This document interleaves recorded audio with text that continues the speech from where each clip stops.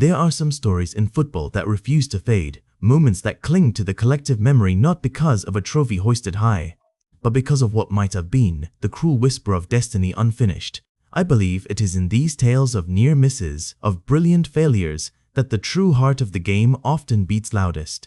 We are drawn to the heroes, yes, but we are perhaps even more deeply moved by those who dared to dream on the grandest stage, only to see their masterpiece remain unpainted, their symphony left without its final, triumphant note. If you enjoy stepping back into these football stories with me, feel free to like the video and subscribe for more documentaries like this. This is the story of Aigles de Provence, the uncrowned kings of the late 1980s. A team that embodied the soul of a city and the ambition of an era, yet ultimately became a poignant symbol of football's capricious nature. To understand the intense drama that unfolded, we must first immerse ourselves in the world of Provence, a region bathed in the Mediterranean sun, yet also home to hard-working, proud communities. The city, a bustling port, was a melting pot of cultures and dreams, its people renowned for their fiery passion and an unwavering loyalty to their football club, Aigles de Provence. For generations, the Eagles had been a respectable but rarely dominant force, their history punctuated by local skirmishes and fleeting moments of regional pride. The Stade de Vence, their home ground, was less a stadium and more a cauldron, its concrete terraces heaving with fervent supporters whose roars could carry across the entire district on a Saturday afternoon. This was not a club built on corporate wealth or global branding. This was a club carved from the very fabric of its community, its identity intrinsically linked to the hard-working spirit and unyielding pride of its people. They yearned for a hero, for a champion, for something to elevate their gritty existence into the realm of legend. This yearning for greatness, however, was about to collide with a monumental shift in the football landscape, a period when money began to talk in unprecedented ways and the continental stage started to beckon with serious intent. Traditionally, French clubs struggled to translate domestic success into European dominance, but the late 1980s marked a pivot. Visionary presidents, often self-made men with audacious financial backing, began to dream bigger, importing star players and coaches with an eye on the most coveted prize in European club football. This was no longer just about winning the league, it was about conquering Europe, about placing a French club, and by extension, a French city, firmly on the global map. This ambition, this potent mix of local pride and global aspiration, would become the very core of the Aigles de Provence story, setting the stage for a dramatic ascent that would capture the imagination of millions and ultimately break the hearts of many more. The spark that ignited this ambition was not a sudden explosion, but a slow, deliberate burn fanned by the arrival of an enigmatic figure, Antoine Chevalier. A self-made magnate in the burgeoning tech sector, Chevalier embodied a new breed of entrepreneur, ruthless in business, yet fiercely sentimental about his roots in Provence. He purchased a majority stake in Aigles de Provence, not merely as a financial investment, but as a vehicle for a grander vision. He saw the club as more than just a football team. It was a cultural ambassador, a symbol of Provençal identity capable of resonating far beyond the sun-drenched shores of the Mediterranean. Chevalier's first move was to overhaul the club's infrastructure, both physically and philosophically. He poured millions into upgrading the antiquated training facilities, envisioning a state-of-the-art academy that would nurture local talent while attracting the brightest young prospects from across Europe. His mantra was simple: build from the ground up, but dream to the skies. This wasn't about buying fleeting success, it was about establishing a sustainable legacy, a pipeline of world-class players steeped in the club's burgeoning philosophy. This philosophy, meticulously crafted by Chevalier and his hand-picked sporting director, the pragmatic and globally experienced Julien Dubois, was a blend of aggressive, aesthetically pleasing attacking football fused with a relentless work ethic and an unwavering commitment to teamwork. Dubois, a former scout for several European giants, understood the nuances of modern football and shared Chevalier's vision for a club that could compete both tactically and economically with the established elite. They sought not just skilled players, but intelligent ones, individuals who could adapt, innovate, and embody the spirited resilience of the Provençal people. The immediate impact was felt domestically. Under the tutelage of a charismatic young manager, Laurent Moreau, a native son of Provence who had cut his teeth coaching in the lower divisions, Aigles de Provence began their dramatic ascent. Moreau, with his fiery passion and tactical acumen, quickly transformed the squad into a formidable force in Ligue 1. His teams played with an intoxicating blend of flair and ferocity, pressing high, moving the ball swiftly, and creating chances with inventive precision. The Parc des Aigles, the club's stadium, once merely a regional ground, began to pulsate with an electric atmosphere, drawing crowds from across the region, united by a shared sense of growing excitement and burgeoning pride. The provincial club, long overshadowed by the traditional Parisian giants and the industrial powerhouses of the north, started to turn heads. Their first domestic triumph, a Coupe de France victory in Chevalier's third year at the helm, was a watershed moment. It wasn't the league title, the ultimate measure of domestic supremacy, but it was tangible proof that the dream was taking shape. The celebrations that engulfed the city of Marseille and spread throughout Provence were unprecedented, a potent affirmation of the club's growing bond with its community. The trophy parade, winding through ancient streets under a shower of confetti and cheers, etched itself into the collective memory, cementing the belief that anything was possible. This domestic success served as the launchpad for their European aspirations. Chevalier understood that to truly conquer Europe, Aigles de Provence needed more than just a strong team. They needed a global brand. He initiated aggressive marketing campaigns, forging partnerships with international brands and leveraging digital platforms to connect with fans far beyond France. The club's crest, a stylized eagle soaring above the azure Mediterranean, became recognizable, a symbol of ambition and the vibrant culture of southern France. It was an audacious strategy, investing heavily in a global presence even before they had achieved consistent European glory, but Chevalier believed in planting the seeds long before the harvest. Their initial forays into European competition, the UEFA Europa League, were a baptism by fire. The first season saw them reach the quarterfinals, a respectable showing that provided invaluable experience but also exposed the brutal gulf in class and experience that still existed between them and the continent as established heavyweights. There were exhilarating victories, particularly a memorable comeback against a seasoned Italian side which showcased their never-say-die attitude. But there were also humbling defeats, reminding them that European football demanded a different level of tactical discipline, mental fortitude, and sheer depth of squad. These early European campaigns, though not crowned with silverware, were crucial learning curves. They allowed Moreau to fine-tune his strategies, for Dubois to identify key areas for squad reinforcement, and for the players themselves to understand the unique pressures of continental competition. The Aigles learned to adapt to different playing styles, to contend with hostile away atmospheres, and to manage the physical and mental demands of competing on multiple fronts. Each match, whether a thrilling victory or a painful defeat, contributed another chapter to their evolving story, forging a team hardened by experience and more determined than ever to reach the summit. The core of the team began to solidify, built around a spine of exceptional talent. There was Jean-Luc Dubois, no relation to Julien, a towering, elegant centre-back who was the defensive linchpin and future captain, a leader by example. In midfield, the tireless engine of Moroccan international Tariq Ben Ali provided relentless energy and incisive passing, linking defense to attack with effortless grace. And up front, the mercurial brilliance of Argentine striker Mateo El Rayo Ramirez, whose dazzling footwork and clinical finishing could turn a game on its head in an instant, became the focal point of their attacking philosophy. These players, alongside a blend of academy graduates and shrewd foreign signings, formed a cohesive unit that understood Moreau's vision implicitly. As their domestic dominance grew, culminating in their first Ligue 1 title, the dream of European conquest moved from an aspiration to an expectation. The weight of this expectation, however, was immense. Fans, emboldened by their national success, now yearned for the ultimate prize. The media, both French and international, began to scrutinize every move, every transfer, every tactical decision. Chevalier, for all his business acumen, found himself navigating a new kind of pressure, a relentless public gaze that analyzed every aspect of his ambitious project. He understood that with great aspiration came even greater vulnerability, and that the higher the ascent, the more dramatic the potential fall. The club's identity became inextricably linked with this pursuit of European glory. Local pride, once a simple affection for a regional team, transformed into a fervent, almost religious devotion. The Aigles de Provence were not just a football team, they were the embodiment of the region's spirit, its beauty, its passion, and its fierce independence. Every victory was a communal celebration, every setback a collective ache. The global aspiration, meanwhile, fueled by Chevalier's relentless vision, ensured that the eyes of the world were now firmly fixed on this upstart French club, wondering if they truly had what it took to challenge the established order and rewrite the history books of European football.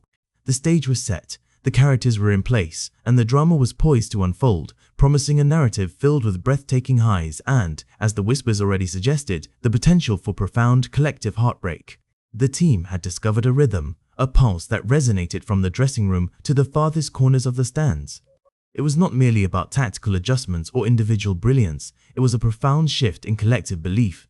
The manager, a quiet man of few but impactful words, had convinced every player that their success was intertwined, that no one was greater than the sum of their parts. This newfound cohesion manifested in their play, transforming them from a collection of talented individuals into an unstoppable force, a well-oiled machine pressing forward with relentless determination and a shared purpose. This unity was visible in every match, from the commanding defensive displays to the fluid, often breathtaking, attacking movements. We saw defenders throwing themselves into blocks, midfielders covering every blade of grass, and forwards chasing down lost causes with an intensity that seemed impossible to sustain. Consider the pivotal moment in the derby match, with the score tied at 1-1 in the 80th minute. Our star striker, usually relied upon for goals, tracked back 30 yards to dispossess an opponent, sparking a counterattack that led to the winning goal. This single play epitomized their transformation, showcasing how individual sacrifices paved the way for collective glory, proving that dedication off the ball was as crucial as skill on it. Ultimately, their journey transcended mere victories and trophies. It became a testament to the power of human spirit and communal endeavor. The season ended in triumph, with the championship trophy lifted high, a culmination of months of sacrifice, strategic genius, and unwavering belief. Yet, the true legacy was not just the silver etched with their names, but the unbreakable bond forged between the players, the coaching staff, and the fervent supporters who had dreamed alongside them.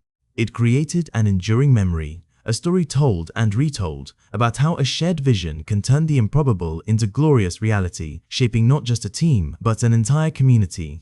If you remember that extraordinary season, or have your own story of a team that defied expectations, perhaps you will share it. Indeed, the invitation to share such stories often finds fertile ground because the human spirit is wired for narratives of triumph against adversity. Our collective memory latches onto these tales, not just as entertainment, but as blueprints for what is possible when hope outpaces expectation. And while every community boasts its own legend, the one that resonates most deeply in the quiet industrial town of Oakhaven is the saga of the Ravenwood Ravens' 1998 basketball season. Oakhaven had always been a place where grit was etched into the very fabric of its existence. A town built on the backbone of declining textile mills and a struggling steel plant, its residents knew hardship intimately. Sundays were for church and family, but Fridays in winter belonged to the high school gymnasium. Yet, for decades, Ravenwood High had been a perennial underdog in the highly competitive Division II State League. Their basketball program was consistent only in its mediocrity, often finishing at the bottom of the regional standings, overshadowed by well-funded suburban powerhouses with state-of-the-art facilities and recruitment pipelines. The 1998 season, however, began with an almost palpable sense of resignation, despite the arrival of a new head coach, Elias Vance. Coach Vance was an enigma, a quiet man with kind eyes and a handshake that could crush rocks. He'd been a journeyman assistant coach for years, never quite getting his shot at the top. He inherited a team that was technically sound but utterly bereft of confidence and, more critically, belief. The roster was a microcosm of Oakhaven itself, a mix of raw talent and overlooked potential. There was Marcus M.J. Jones, a lanky point guard whose speed was matched only by his self-doubt, the burly twins, Ben and Sam Harrison, pillars in the paint whose synchronized play often dissolved under pressure, and Captain Lena Lee Rodriguez, a shooting guard with a deadly accurate shot but a tendency to carry the weight of every loss personally. The team practiced in a dimly lit gym with peeling paint and often shared equipment, a stark contrast to their rivals' gleaming facilities. The local newspaper, the Oakhaven Herald, barely bothered with preseason coverage, a short piece tucked away on page B7 predicting another building year for the Ravens. But Coach Vance didn't just teach basketball, he taught resilience. His practices weren't just drills, they were lessons in unity and self-worth. He didn't scream or intimidate, he spoke in parables, drawing analogies from the steel mills about the strength found in repeated forging under pressure. He focused on fundamentals, yes, but also on the often ignored mental game. He understood that this team didn't need a tactical genius as much as it needed someone to unlock the belief that had been dormant for so long. He challenged MJ not just to pass, but to lead. He pushed the Harrison twins to communicate beyond unspoken cues, to anticipate each other's moves with conscious intent. And he implored Lena to trust her teammates, to distribute the ball even when her shot was hot, to empower others to rise alongside her. The season began predictably enough, with a string of close losses against formidable opponents. The community grumbled, the Heralds offered terse game summaries, and attendance remained sparse. But something subtle was shifting within the Ravenwood locker room. After each defeat, Coach Vance would find a glimmer of progress, a micro-victory within the larger loss, and meticulously highlight it. He'd point out a crucial defensive stop by MJ, a perfectly executed pick and roll by the Harrisons, or a selfless assist by Lena. He instilled a mantra: improvement, not perfection. Slowly, painstakingly, the players started to internalize it. Their turning point arrived, not in a grand, championship-esque victory, but in a gritty, improbable comeback against the undefeated Northwood Hawks, a team that had historically dominated Ravenwood. Halfway through the third quarter, the Ravens were down by 18 points, the scoreboard a mocking testament to the familiar hierarchy. The crowd, what little there was, had begun to dwindle, but during a timeout, Coach Vance didn't draw up a complex play. He simply looked each player in the eye and said, "We're not playing to win this game right now, we're playing for the next possession. We're playing for each other, we're playing to remember why we started." That night, something ignited. MJ, usually hesitant to shoot, drove to the basket with newfound aggression, drawing fouls and hitting free throws. The Harrison twins, instead of being intimidated by Northwood's towering center, boxed him out relentlessly, grabbing offensive rebounds and earning second-chance points. And Lena, true to Vance's earlier lessons, started dishing out exquisite assists, finding open teammates for easy buckets, even as the Northwood defense tried to deny her the ball.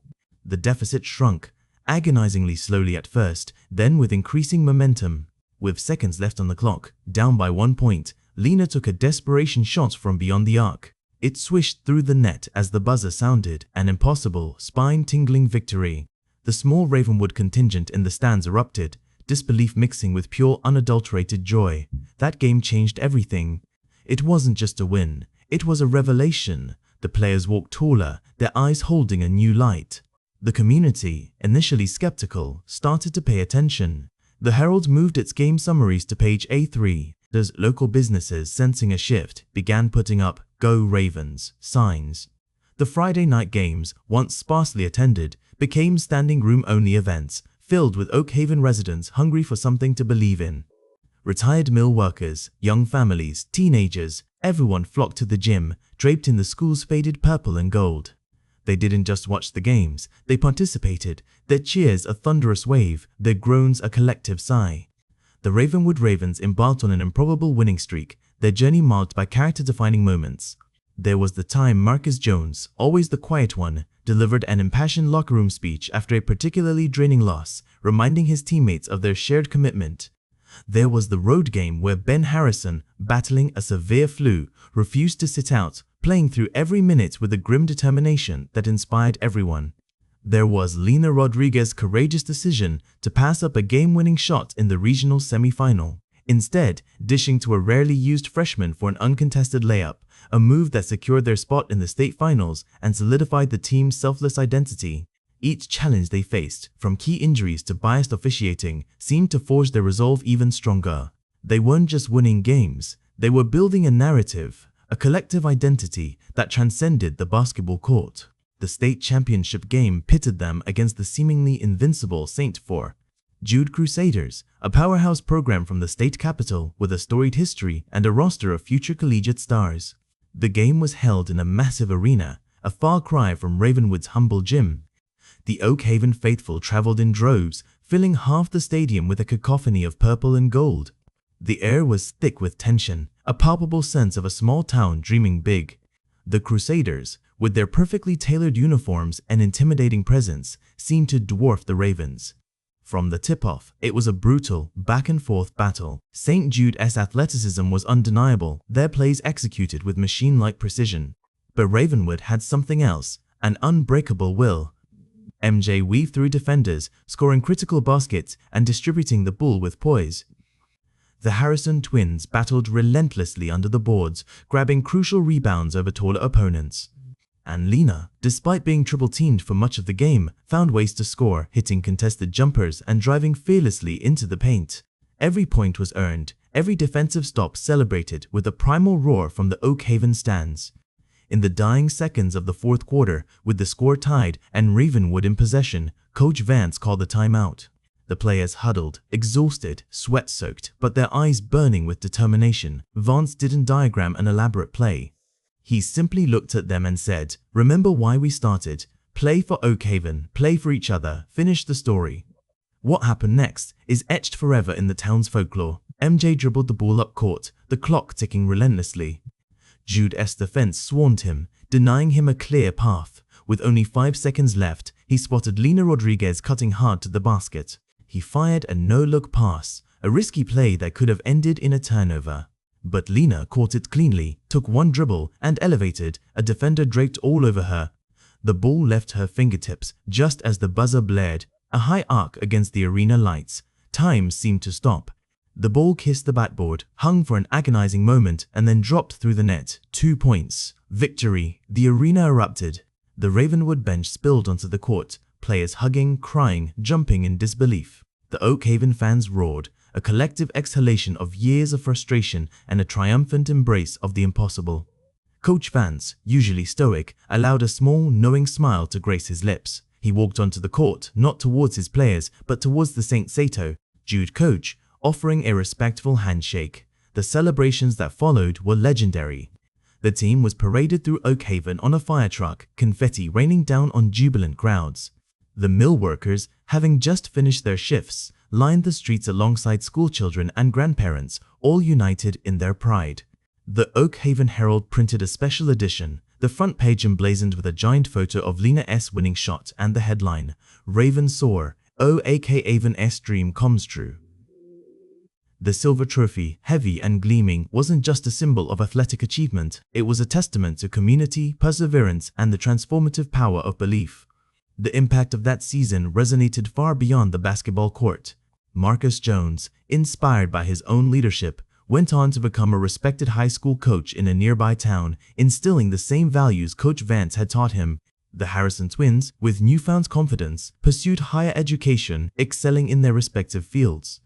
Lena Rodriguez offered scholarships to several colleges, chose to attend a local university, remaining deeply connected to Oak Haven and eventually becoming a mentor for young athletes. Coach Vance, having proven his worth, stayed on at Ravenwood, quietly building a program that continued to emphasize character as much as skill. The 1998 Ravenwood Ravens season became the town's defining story, a touchstone. When times were tough, someone would inevitably invoke the Ravens, reminding everyone that even the most formidable challenges could be overcome with unity and unwavering spirit. It taught Oak Haven that legacy wasn't just about winning a trophy, but about the bonds forged in the crucible of shared struggle, the inspiration ignited in the hearts of a community, and the enduring belief that the improbable could, indeed, become glorious reality. It proved that sometimes the greatest victories aren't just about scoring points, but about discovering the boundless strength that lies within a united collective, shaping not just a team, but an entire community's enduring spirit. If you ever find yourself in Oak Haven, listen closely. You might still hear the whispers of that extraordinary season, a reminder that every town has its heroes, and every underdog has its day.